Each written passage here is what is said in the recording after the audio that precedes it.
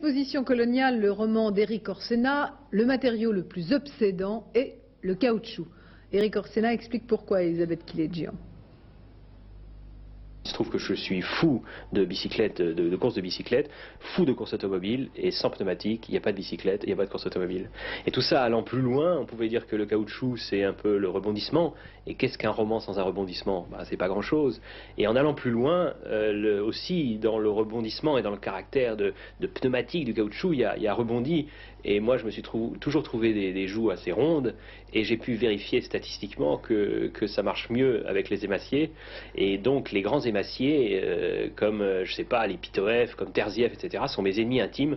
Donc je disais, je vais faire un gros livre pour montrer que les rebondis peuvent aussi séduire.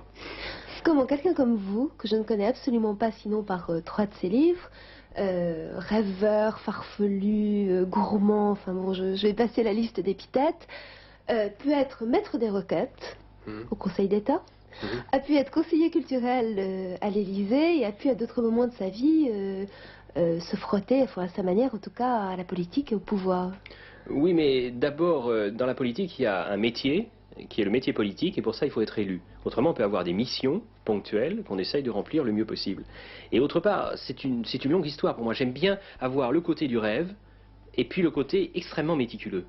Et c'est vrai que j'ai fait par exemple une longue thèse de doctorat d'État en économie sur une seule ligne de la balance des paiements.